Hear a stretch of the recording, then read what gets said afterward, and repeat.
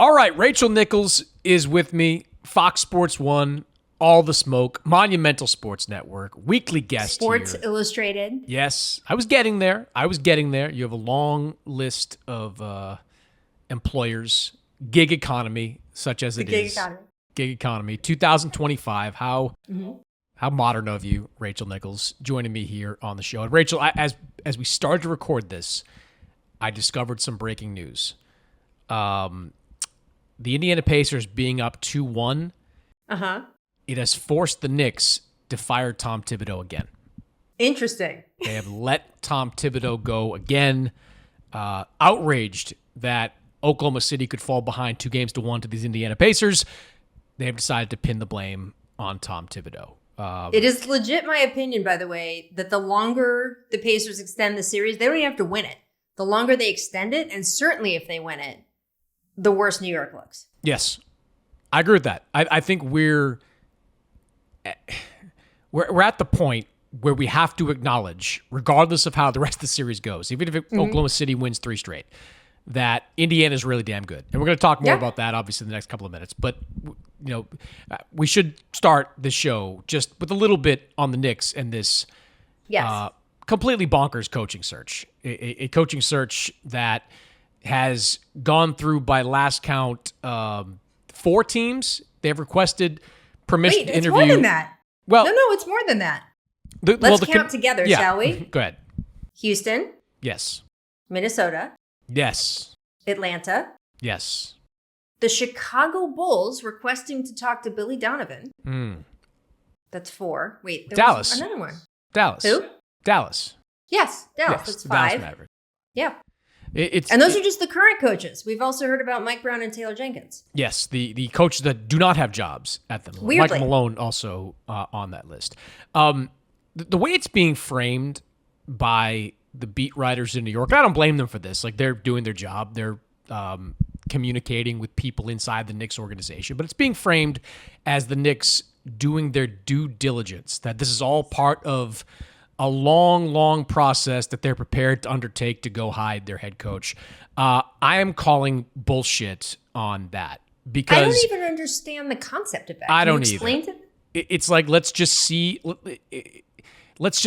happens. See if we get rejected. Like, this isn't me circa 2005 at the SI swimsuit party where I'm trying my hand at, any swimsuit model that'll take the time to talk to me. Like, this is the head coach of your team. And they can call it due diligence, but if Houston had agreed to allow the Knicks to speak to Ime Udoka would be their coach. If Dallas had agreed to allow the Knicks to speak to Jason Kidd, well, Jason Kidd would be their coach. They're trying to hire the coaches of these teams and are being flat out rejected by the teams to interview them, which by the way, all of these teams, including Atlanta and Chicago, which are in very different situations than Houston and Dallas, but all of these teams are doing the exact right thing.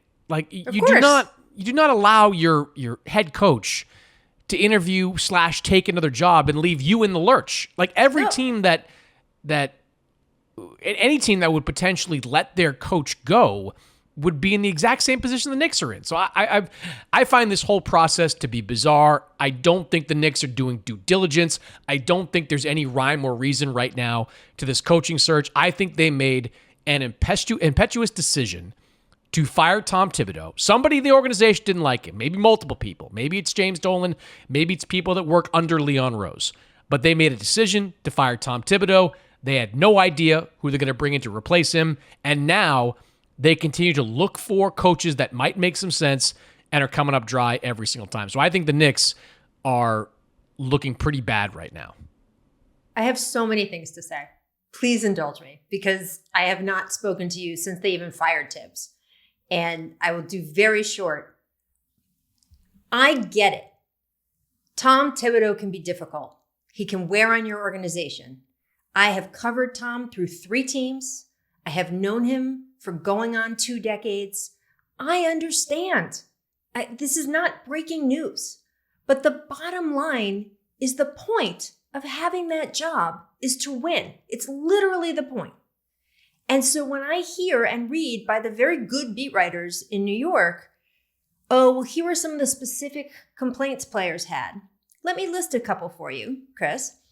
One was, we didn't scrimmage during training camp. That was a legitimate offered up as a reason to fire Tom Thibodeau, who got you to Game 6 of the Eastern Conference Finals. Another complaint, and this is a little more valid, is we don't practice end-of-game situations enough. That would be more valid if they didn't get to Game 6 of the Eastern Conference Finals, because apparently the amount you practiced them was enough to get you to, wait for it, Game 6 of the Eastern Conference Finals. I don't get it. How you can say he's difficult, he's not quite right for this organization, he's wearing on guys, voice in the locker room, and just throw out the fact that no matter what you're talking about with the voice in the locker room and the wearing and whatever, it still worked. It still worked so well. It worked the best it's worked in a quarter of a century. And I just don't think it's okay when you tell a coach your primary thing is to win, to then fire him afterward. Because next year, if they hire a coach that everyone likes and they have barbecues and they send each other cute little notes and they lose in the first round, do you think that's going to make people happier than, hey, Tom was a little difficult, but we got to the end of the Eastern Conference Finals? I just, none of the logic, even just the premise, has made sense to me. And that goes back to the due diligence thing. So due diligence, right, means we are trying to uncover every rock. I read one quote or one, sort of source thing from one of the beat reporters saying, they want to feel like they need to get a lay of the land and they can't do that if they don't ask for permission. I totally agree with you that that's bullshit, because here's the thing. And maybe you can say Billy Donovan or Quinn Snyder or teams that haven't had as much success. You're going to Ime Udoka, who has been a cornerstone of Houston's revival. You're going to Chris Finch, who just led the led the Wolves to 2 back-to-back Western Conference Finals. There is no way you think he might be available. There's no way. So I don't get it. And Leon Rose is a smart guy. You and I both know him and knew him before he took this job. He knows that. I know that.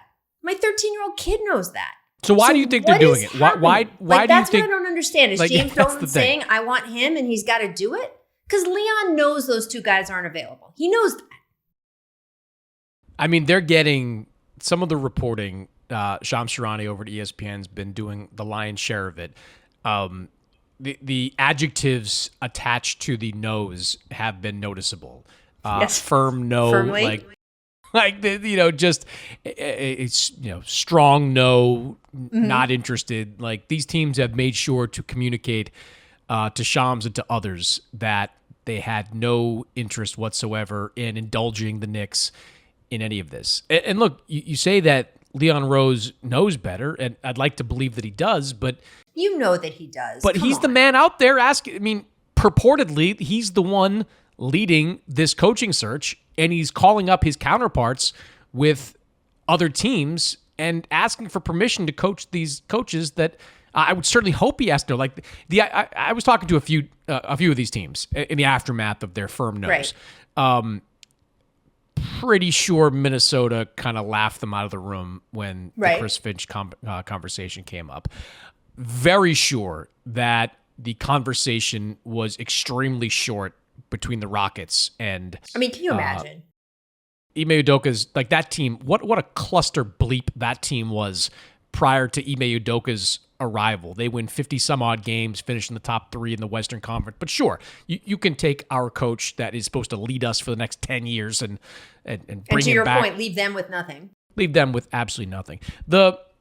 I want to offer up what I think is an educated opinion here, that I don't think the Knicks' pursuit of Jason Kidd is over. I get that. Look, I think that Jason Kidd is the preferred candidate of James Dolan. Interviewed there in 2020, played there before. I'm sure that's true. I believe that's true. I believe that Jason Kidd is the preferred candidate of Jalen Brunson, former coach with Dallas, has a relationship there. Point guards love Jason Kidd. A lot of players love Jason Kidd, but point guards especially love Jason Kidd. I don't think this is over.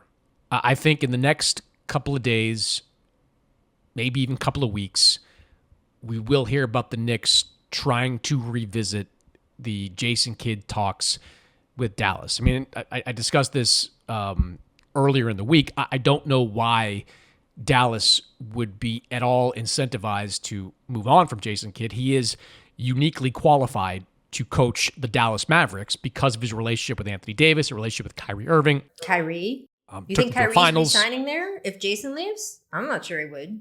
Well, I mean, and I'd like to get your thoughts on this. Like the only reason I could think of with the Mavericks letting go of Jason Kidd would be that their next step would be a complete teardown, where they would trade Anthony Davis, allow Kyrie's contract to come off the books, and build the whole thing around Cooper Flag. That's the only explanation that I think would By the make way, I any suggested sense. that to you like 3 weeks ago. You almost laughed me out of the room, Leon Rose style. And your point was they're not going to admit that they made a, quote, mistake with Anthony Davis by turning around and trading him. And I think you're probably right. Yeah. There is certainly an argument to do a teardown and just build around Cooper Flag. But I don't think the equity that they've lost with the fans really permits them to do this right now. I think they have to be at least somewhat competitive. I think Nico has to field a competitive team after he stood up there and said, this is the reason we're making a trade, because we don't think Luka is enough to win a title, and we think these guys are in our window's 2 or 3 years. I just don't see how you could turn around. And again, this is you having convinced me how they would actually permit it, even if it may be, as I suggested, the smartest thing. I think it would be really challenging. And I don't know that Nico Harrison could be the one to do it. I don't know that he could oversee the full rebuild that he caused by trading Luka and subsequently allowing Jason Kidd to go. But if Jason went, and we're putting the cart way before the horse here, but if Jason went, you're not replacing Jason Kidd to coach that team. There isn't another Jason Kidd out there. And I said this in the last episode. Had Chauncey Billups been available, I thought he would have made some sense there. But other than that, there really isn't a candidate that blows you away. Like, you're not going to go down the Mike Budenholzer path, Frank Vogel. These are good coaches, but they don't make the kind of sense that Jason makes to that team. So I'm just saying, I don't think we're done hearing about Dallas. That's just kind of an informed opinion that I've been That's super interesting. And look, Jason Kidd has been traded as a coach, right? Yeah. We all remember he was traded from Milwaukee, but we also all remember at that point, there was a lot of talk prior to that of that partnership splitting up anyway. Yeah. There was a lot of rumblings and reporting around that sort of situation and relationship had fractured already. So it wasn't a shock when it happened and he went to Brooklyn. Went to Brooklyn, right? Am I remember? Is my brain scrambled enough? Went to Milwaukee, right? Then it was when he forced his way Brooklyn out. to Milwaukee. Yes, sorry. Well, this is my thing. Like, we haven't heard from Jason Kidd yet, and I'm waiting to hear something either publicly or from people around Jason Kidd. He's kept his cards pretty close to the chest as far as all this goes, and you and I both know, like, if Jason decides he wants to do something else, he's pretty good at getting what he wants. He did it as a player. He did it as a coach. He could theoretically make things uncomfortable in Dallas until he got what he wanted. So I spill a Coke on the floor of the owner's office. Yeah. I just don't think it's over yet. And look, Dallas can hold firm. I would strongly suggest that they do that because I think over the next couple of years they can still field a championship level team. But I do think the Knicks, with an effort led by Dolan and potentially led by Jalen Brunson, are not done going back down this path. All right. I have a question for you. So for a lot of years, there was definitely talk among players, and I think even coaches, although, there's only 30 jobs, so guys are willing to do it, of, I don't want to go play in that organization. I don't want to play for that franchise. I don't want to play for the crazy owner. There's so much turnover. There's so much infighting. And then James Dolan basically left everyone alone when Leon Rose came in, and it has turned into, with the partnership of Tom Thibodeau, by the way, a completely functional, attractive team for people to go to. I am curious, if you are a Jason Kidd, even if you have a history in New York and all of the stuff, knowing now that things are not as stable by definition, because no matter who made the decisions, you just fired a guy who every year did better than any of his predecessors, and especially this year. And you just said, nah, not so much. Do you think that Jason Kidd, even though he does like the spotlight in New York and all the stuff, do you think that that's an attractive job? I Right don't now? think I don't think it might not be a super attractive job for those I don't know. reasons. For the fact that I also think the Knicks have a relatively low ceiling. I think they can theoretically be right back where they were, this time next year in a conference finals. But I don't think this team is a championship team. No. I think their ceiling is relatively low. What they can do, though, is offer Jason Kidd a pile of money. And I think that's still important to Jason Kidd, a big contract for a next coaching gig. He's got 2 years left in his deal with Dallas. I'm sure they took care of him in the aftermath of that finals run. But the New York Knicks, they operate on a limitless budget. And if they're willing to pay Tom Thibodeau $30 million over 3 years, has been reported to go away. What would they be willing to offer Jason Kidd? $50 million over 5, $60 million, $70 million? How high would they go if they really believe Jason Kidd is the right guy for that job? And I think that would be appealing to Jason. I think winning is the most appealing thing to him. I think getting paid is right behind it, right after that for Jason. Before we move on to the finals, I want to get a quick thought from you on the heating up of the Kevin Durant sweepstakes. It sure seems like Phoenix is motivated to make a Durant deal prior to the June 25th NBA draft, which is just about 12, 13 days away. I said this on a previous podcast, but every coach that the Suns spoke to about their job, they were told to get ready to coach Devin Booker, to get ready to coach Bradley Beal, partly because you can't really trade him, but nothing about Kevin Durant. So the expectation is that Kevin Durant will be moved prior to the start of free agency, probably prior to the start of this draft. We've heard some of the names that are out there. We've heard San Antonio, we've heard Houston, we've heard Miami. The Knicks were floated out there. The beat writer Glitterati, what do you want to call them? The beat writer, like almost in group response, they said that the Knicks were not interested in Kevin Durant. So we can take that for what it's worth. What do you think? Like, where does Durant make the most sense? This guy's going to make around $50 million next year, so you're going to have to give up some stuff to go and get him. But he still is a bucket every time he puts his hands on the ball, every time he steps on the basketball court. What do you think it makes the most sense for Kevin Durant right now? Yeah, I mean, look, I am the flag bearer of the somehow Kevin Durant is still underrated camp. I think because of all the drama and because of some of the failures of some of these teams he's been on, and sometimes he's done things that have been part of that, but a lot of times it's been injury or Bradley Beal's contract or other things like that. I think there are people who are fans or around the league who have just sort of forgotten just how good he is, how reliable that shot is, and how it's going to live for a very long time.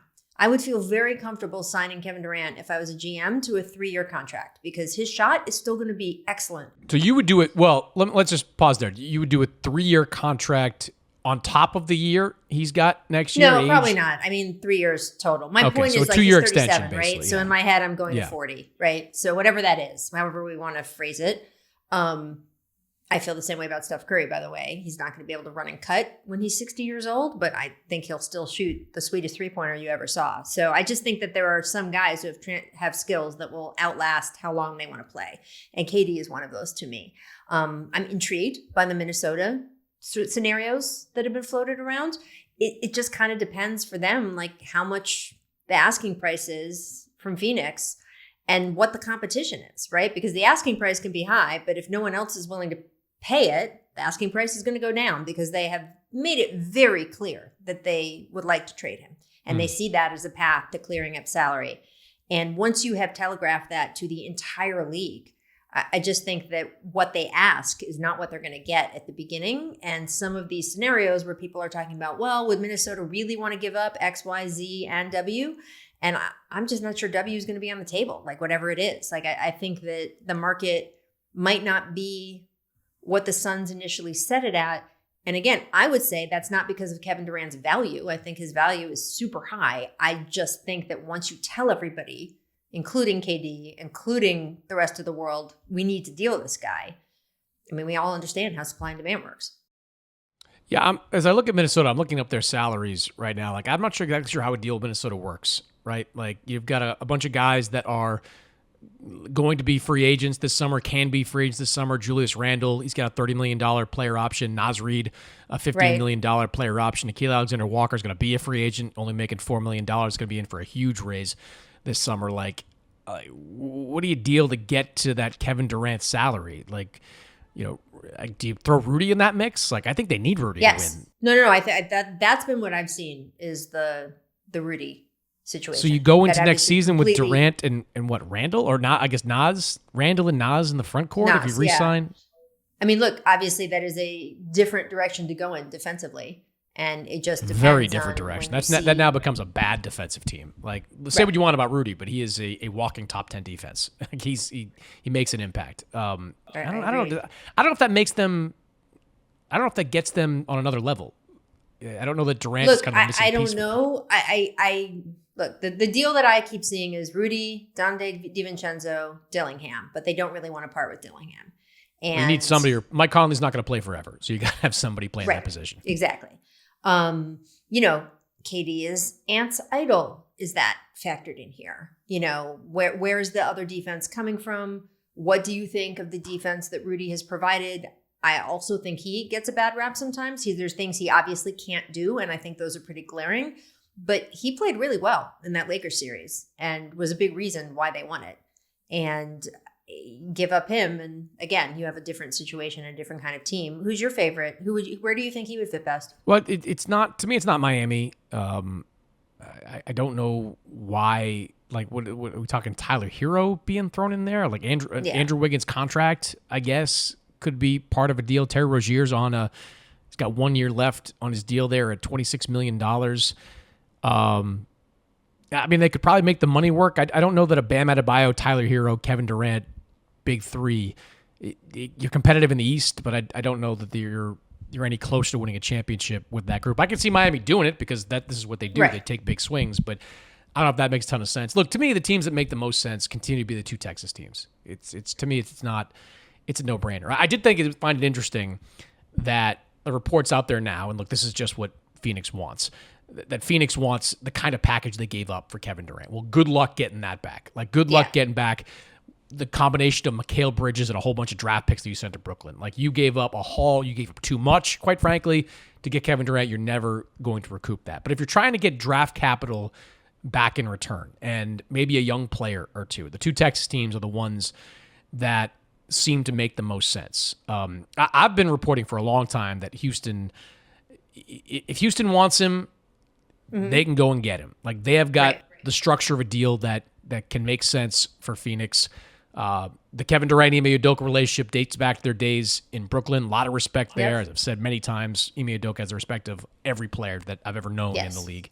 So it's a great fit there. And look, that's what they need. You know, they need a scorer. Like, they got beat in the first round because they didn't have a scorer. Jalen Green proved in the first round of the playoffs he's not that guy. So maybe you ship. So look, you can ship Jalen Green out as, you know, the young player / salary. You can put some other salary filler that's in there, and you can maybe start to restore some of the draft capital that you have of Phoenix's. Like, the one thing that Houston's got going for it is that they have a lot of Phoenix draft capital results on the deals they've made over the last couple of years. If you give some of that draft capital back, it allows Phoenix to maybe go through in a more organic rebuild if that's the direction that they choose. Like, they just hired a really young head coach in Jordan Ott. I just can't see them, you know, trying to piece together a contender over the next couple of years. But if they have the draft capital, says Chris Mannix. I don't know, the owner of the Phoenix Spartans down there with all the Michigan State connections you got happening down there. I saw something that's like Isaiah Thomas. Is that the latest reporting? Isaiah Thomas is like, we knew he was like, he has a relationship with Matt Ishbia. That's been well documented. But some reporting now that he's involved in meetings on some level. I mean, I don't know, it's just weird. Look, I'm just saying, if you do a deal with Houston that gets you back some capital, it at least gives you options. Yeah, you can still try to build, but if it doesn't work, you can at least, you know, bottom out a little bit and still be able to have your own draft picks to play with.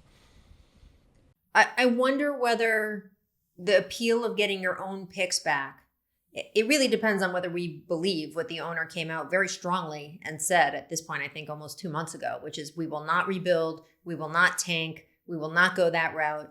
I'm sure he feels empowered by watching what Indiana has done, right? Why would he feel empowered by that? Well, it's sort of that whole, you don't have to tank. See, if you just draft smartly, you can do it. So if we have our own picks, it'll be fine. But here's the thing. If they don't try to tank, having their own picks is not as valuable. The reason why having your own picks is valuable is because you can control where those picks end up, right? You can decide, how hard are we going to play? Having your own picks when you're trying really hard doesn't matter as much. I like that the Spurs could offer them a more of a potpourri of picks of different teams, right? The Spurs have collected from other teams and they could kind of offer like, oh, well, what about this team's pick or that team's pick? With both teams though, I guess I do agree with you that he will probably end up in Texas. And by the way, obviously great for him. He grew up right near my hometown. Yep. He grew up very close to me, but he went to Texas and I think he still has a lot of affinity there. But he's on such a different timeline than both of those teams. Do you see that being a problem or that's fine? I think it depends on what you have to give up. Right. I don't see either one of these teams going deep into their bag of assets to go and get Kevin Durant. But if it costs the Rockets, Jalen Green, a draft pick, another piece, I think they'd go and do it. If it cost San Antonio some of their later first-round draft capital, plus some of the guys they're willing to deal, talking about Devin Vassell and Keldon Johnson, I think they would go and do it. Like the Spurs are not dealing Dylan Harper. The Rockets are not dealing either Alperen Sengun or Amen Thompson. Like there's a limit to how far these teams are going to go. I think he would help both these teams. Like a healthy Victor Wembanyama with De'Aaron Fox, with Kevin Durant. That's a team that can compete in the Western Conference next season. Same thing with Houston. We saw them win 50-plus games, be a top 4 team in the West. You put Kevin Durant in the place of Jalen Green, they're a better team. I can see the motivation for both of those teams to make a play on a Durant if some of the other options are off the table. We're not going to get into Giannis on this show. We'll give Giannis a break. Which, by the way, I think is going to be interesting. If the Suns are so hot to make a deal, we thought, well, now that Giannis is potentially, because we're going to get to that too, but don't think we can get out of this podcast without me saying, see, it looks like the Bucks aren't going to trade him unless he asks. Maybe. Well, I don't think they're ever going to trade him unless he asked. But you said they should. I still think they should. I still think you got to operate a franchise in a cold-blooded manner. You got to do what's right for your organization. It took you 50 years to get another one after Kareem. Well, whose fault is that? Like, stop sucking at drafting, right? Like, God, be like Oklahoma City. Like Oklahoma City drafts Jalen Williams, 12th overall in 2022. Like, hit on your draft picks. Milwaukee drafted Giannis at what, 15? I know. Like, teams should be expected to hit on these picks. I'm sorry. Like, every time I hear about how difficult it is to draft in the first round, to identify top talent, this is literally your job. Like, you have all these talent scouts. This is literally your job. You have an unlimited budget. You should be able to identify top talents more often than not. And every year, Rachel, you know this, there is a Jalen Williams. There is a Giannis Antetokounmpo. 100%. There is these superstar. Maybe not Giannis. He doesn't come along every year. But there's a all-star caliber player that is drafted in the mid to late first round. Yes. Every single year. Sometimes in the second round, there's an all-star caliber player. Like, teams should be expected. I'm sorry. This is your job. Your job is to identify talent. If you can't do your job, you should go do something else. Well, regardless, the Giannis decision does not feel like it's going to happen before the draft. I don't think so. No, I don't. Right? I agree. There's a little bit of where do other teams sort out? Would he want to go there? Does he want to stay in Milwaukee? What does the East look like? So there is a feeling when the Giannis stuff sort of first had some momentum of, all these teams like Houston, like the Spurs, et cetera, they're going to put Kevin Durant on hold and those conversations on hold because they don't want to waste what they could use to get Giannis.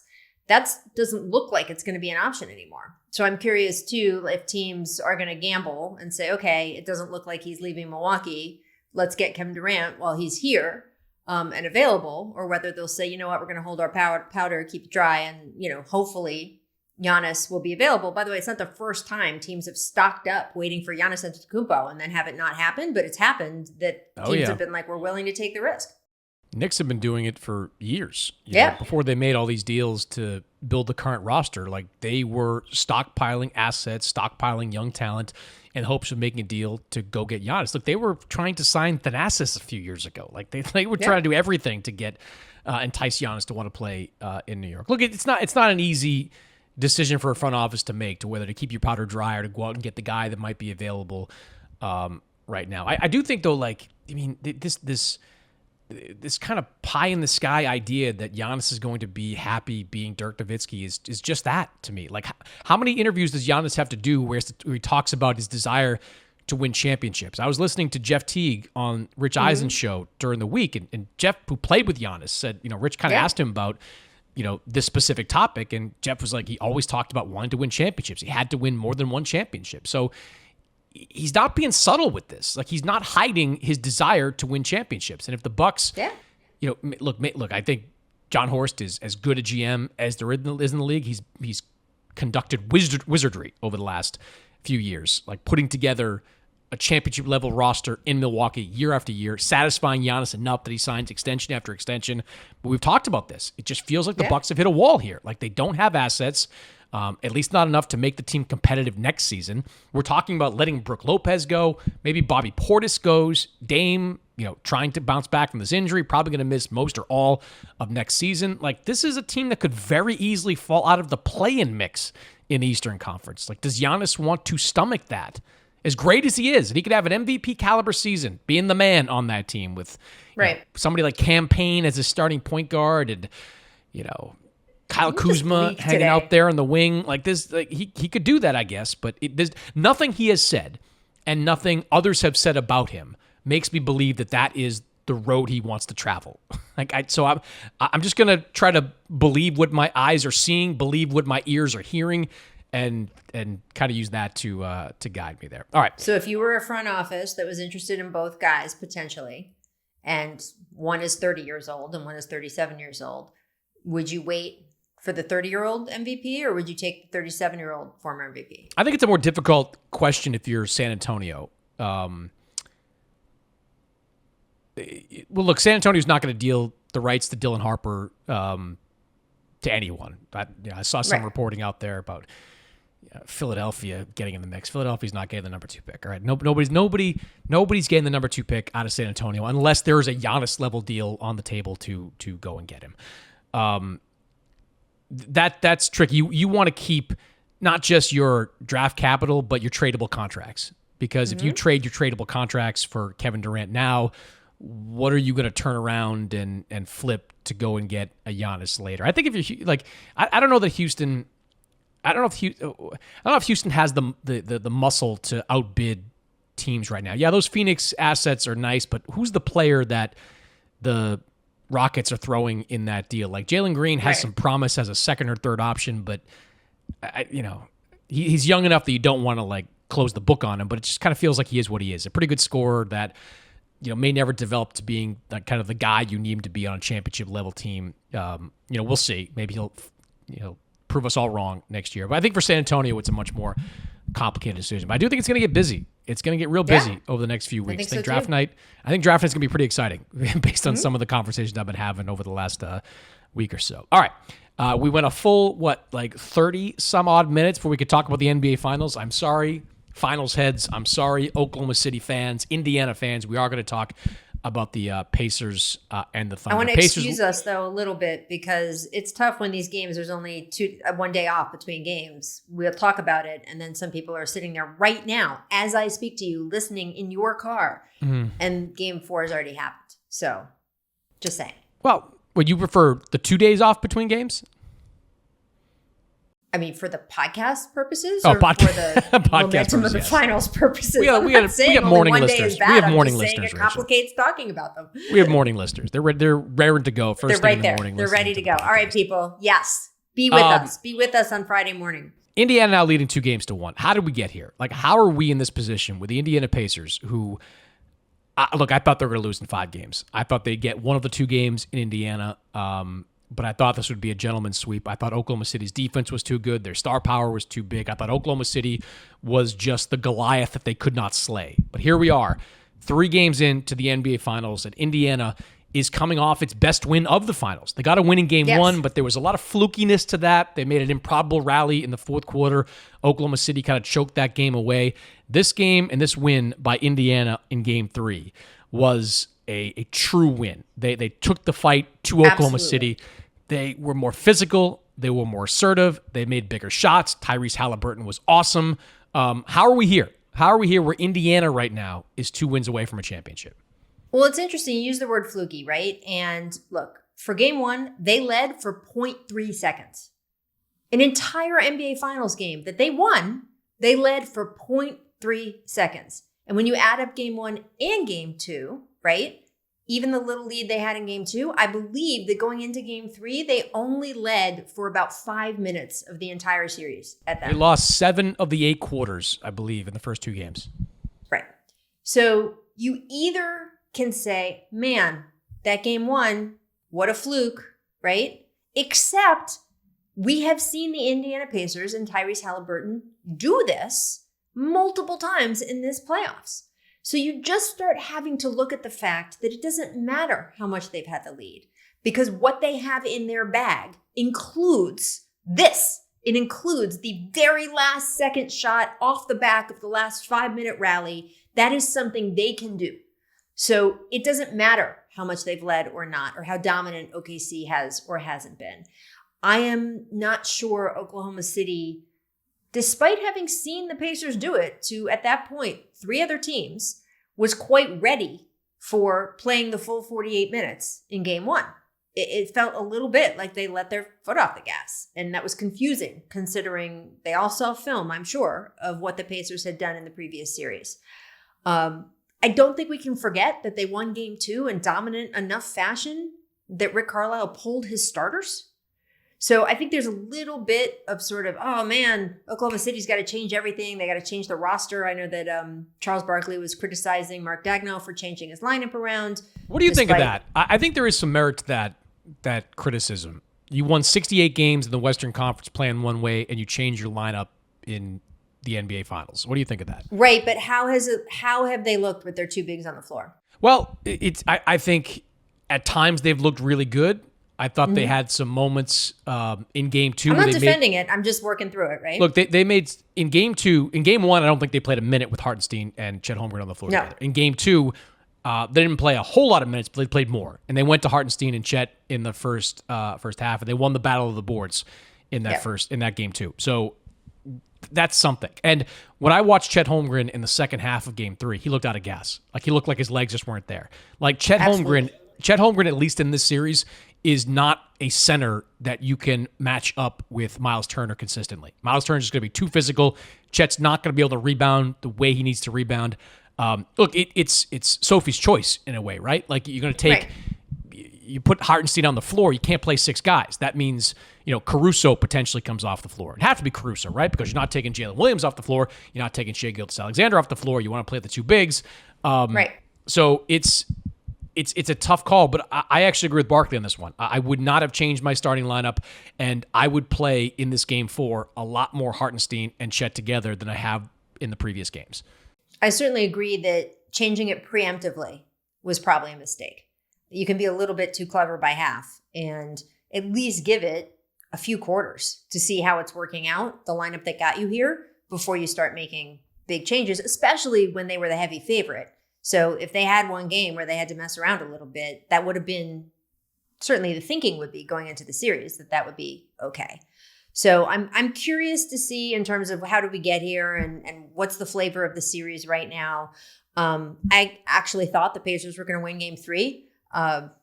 You followed this long enough. You understand what happens in series like this when teams get to go back to their own building, and especially after they lose the way they did in game 2 and pride and all of that stuff. And it definitely felt like if they didn't win game 3, that they'd have a hard time winning game 4. But I also think the Thunder are going to win game 4. And by the way, the people listening in their cars on Saturday may be like, she was wrong.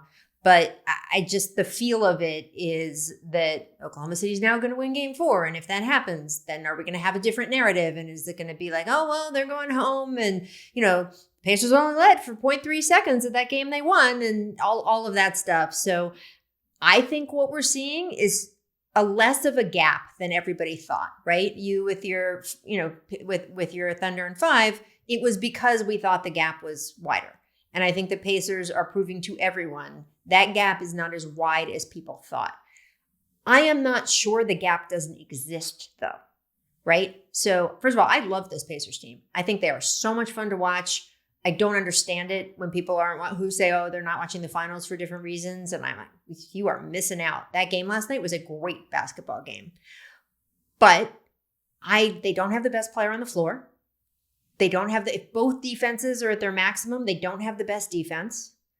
They don't have the best scoring differential, right? Which the Thunder had the best scoring differential in NBA history. So they understand how to pile on points.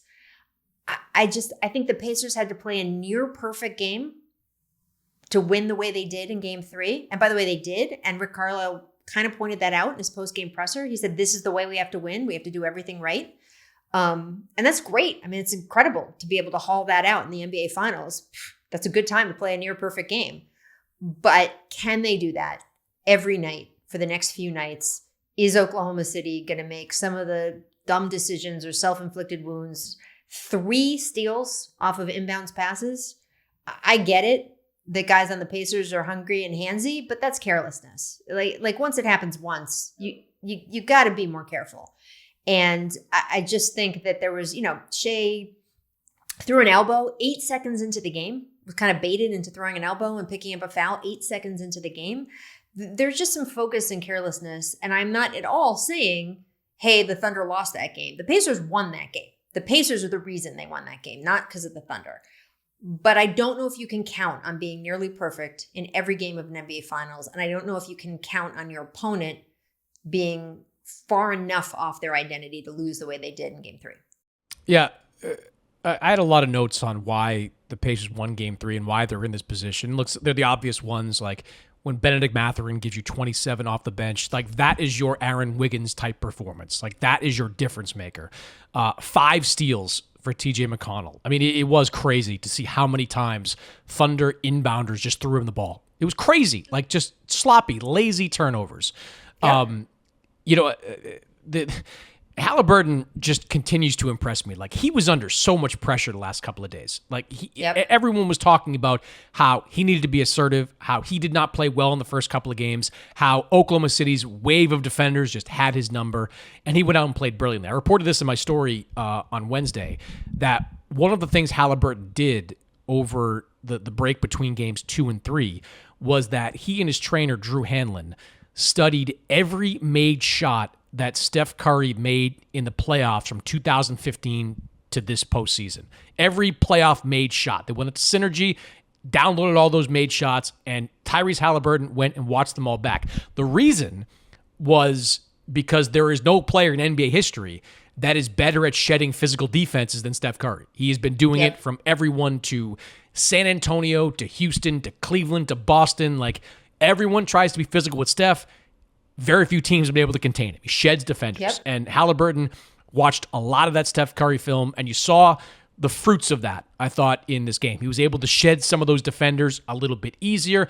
Some of that to do with the way Indiana changed his offense, a lot more pitches, a lot more dribble handoffs. Like they did things to spring him, but his commitment to film study, I think, paid off between games 2 and game 3. But most importantly to me, and I'm glad you mentioned that offensive foul that Shea committed, because that was like, I remember like writing in my notebook, like all exclamation points, because that was the first play of the game. And Andrew Nembhard baited him into committing that offensive foul. Andrew Nembhard, his Canadian brother, maybe they're not going to be invited to, Canadian Thanksgiving together this year, but his Canadian brother, like got in, what? I don't know. You don't know that. I don't know. Maybe not. Maybe they'll probably hug it out whenever the series is over. Anyway, but he got into Shea, and I thought in game 3, the Pacers just played with more force. The Pacers were just more committed on every single possession. And the margin for error for them continues to be really slim. They still needed Mathurin to go off in the fourth quarter. They still needed TJ McConnell to have double-digit points, Obi Toppin to make shots. And they needed a subpar game from Shea, who only had 24 points in this game. Jalen Williams had some spurts, but he was just okay. The bench did not play well for Oklahoma City in this one. Correct. They needed a lot to go right, but I thought the way they played with force, I thought that was a huge difference maker in this game. And if they keep playing that way, Oklahoma City better match that intensity. They better match that force with force, because for the first time, I think all postseason, I saw a team bully Oklahoma City, out-physical Oklahoma City, and that just doesn't happen very often. Yeah, I'm looking up right now the points in the paint exactly. 50 to 48. 50-48 in favor of Indiana. Yeah, which is a huge win for them because they got blown out in points in the paint in the first two games. It was 46-34, I think, in each of the first two games, and it was 50 to 48 in game 3. And by the way, so their points in the paint for the first two games were 34 points in the paint in each of those games. Yeah. So to me, it's less about did you win more than your opponent. It's more about how much more did you get. And to go from 34 to 50 is huge. Obviously, the bench scoring is a crazy number between the two teams in that game. So, look, I think the Pacers are better than certainly they were given credit for coming into the series, and B, even that they're being given credit for now. When I hear people talk about Tyrese Halliburton's first game, it kind of goes back to my Tom Thibodeau thing. Like, he won the game for them. So by definition, he didn't have a bad game. He did not have a breakout, oh my God, the kind of game he had last night where it was an all-around game. But the point of being on the floor in the NBA Finals is to win the game. And he won the game for them. So to me, that doesn't count as a bad outing. I just wonder if they play at their absolute best and the Thunder play at their absolute best, I still think the Thunder are favored, even if it's not by as big a gap as everyone thought at the beginning. So I think we'd both agree that Game 4 is must win for Oklahoma City. Like, absolutely, you can't go down 3-1. And look, in fairness to them, like, they've been in this position. We keep going back to the Denver series. They lost Game 1 in a heartbreaker. They came out and blew the doors off Denver in Game 2. They lost Game 3 to go down 2-1. That was the Shea smile game. He walked off the floor, big grin on his face. They come back and they win a tough game in Game 4. So they've shown resiliency here. But this is the biggest stage they're going to need to show it on, because this is their season right here. I'm telling you, they are not winning 3 straight against Indiana. That's not happening. They've got to find a way to dig deep and win this Game 4. I think they're going to do it. If I was predicting anything, I think it is 2-2 going back to Oklahoma City. But we'll see. We'll see. This is like where Shea has to prove his mettle. Mark Daigneault, like however he adjusts, right? There's got to be some adjustments there. Does he go back to Hartenstein as a starter? Probably not, but play more minutes with Hartenstein in the middle. I think that's with Chet Holmgren. I think that's going to have to be the adjustment there. So we will see Game 4. Yeah, I want to just say one more thing about the coaching is that it's interesting. First of all, I like that this series and the last series, frankly, have really reminded people what a good coach Rick Carlisle is. Yeah. Because he's been around for so long. I think some people take some of that for granted. I appreciate so much about him that he's willing to change. And maybe that itself has changed as he's gone through his career over the years. But he really does fit his personnel like a glove, no matter how that personnel shifts over the years from team to team. And he's just so clever at maximizing everything, maximizing how the plays are designed, maximizing when he brings his bench in, maximizing not just who plays how many minutes, but when they play the minutes. And I just think that it's nice to see someone who's really smart about basketball and who works really hard sort of recognized for all of that after this time, because I think after the Dallas win, there were some years there where people were like, Rick Carlisle. And I love that he's kind of getting this credit now. I also thought it was interesting. I asked Mark Daigneault at the beginning of this series, that kind of featurey question of like, hey, who's called you? Right? That, Steve Kerr in his first NBA Finals, he's getting phone calls from Greg Popovich, right? This is how it is. This is what the finals is like compared to other series. This is what you can expect. Even in non-final situation, JJ Redick is getting phone calls from Mike Krzyzewski. He's a good guy to get advice for if it's your first time as a basketball coach, a head coach in the NBA. I asked Mark, so who's been calling you? And he sort of smiled and he said, I'm a little embarrassed to say this. He said, first of all, I don't have that many friends.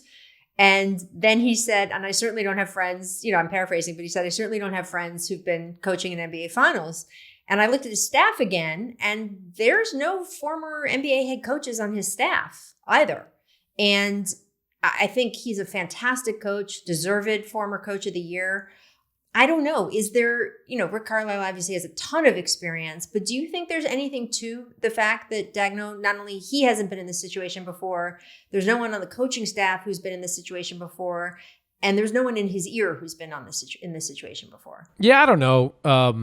Or does it not matter? I have mixed feelings on that. I mean, did Steve Kerr benefit from having Ron Adams on his staff for so many years early in Golden State, having that veteran voice? He would probably say, yes, he did. He would certainly say yes. He said it many times. He would certainly say yes. I mean, Joe Mazzulla won a championship last year, didn't really have that type of guy on the bench with him either. Had Sam Cassell there, who, former player with championship experience. Damon Stoudemire was on his bench for a while. I don't know. I think for some coaches, I just think Daigneault, they're just like this well-oiled machine in Oklahoma City. So no, I don't, that's a long way of saying I don't think that's a huge variable. I remember hearing your question about that, and it's like, you go back and think about Daigneault's coaching career. He coached in Florida for Billy Donovan. Right. So Billy, I'm sure he's talked to on some level. But then he goes to coach the Blue in Oklahoma City, straight to the bench in Oklahoma City, taking over Billy Donovan when Billy leaves in 2020. He hasn't seen a lot. He's been kind of isolated out there in Oklahoma City. I don't want to get too far ahead of this right now, because Oklahoma City very easily could blow the doors off Indiana in Game 4 and be right back in this series. But if they go down, the decision, I think, to change the starting lineup after a 68-win season is going to loom large. That's going to be something that's talked about, dissected, second-guessed all throughout. This is why I'm asking. Yeah, all throughout this offseason. Look, I can see the merit to it. And, it's not, again, Game 1, they were playing great, right? They forced 25 turnovers with the small lineup. So, it's not like it didn't work.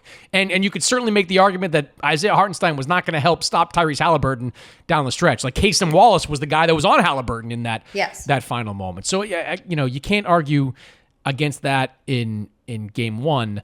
I think you can argue against it in Game 3. I think they were out-physicaled, and Hartenstein, I think, would have made a big difference. I do want to see him on the floor playing more minutes in Game 4. That is my coaching advice that Mark Daigneault is free to completely ignore, because I don't know what the hell I'm talking about. Do you think he's listening in his car right now? He might be. Do you remember the bus ride? Him and Sam Presti listening to the Open Floor Pod on the way to Game 4. Hi, Mark. Hi, Sam. All right, Rachel. We will reconvene after Game 5 on Monday in Oklahoma City, where I'm sure it'll be very interesting at that point. I love it.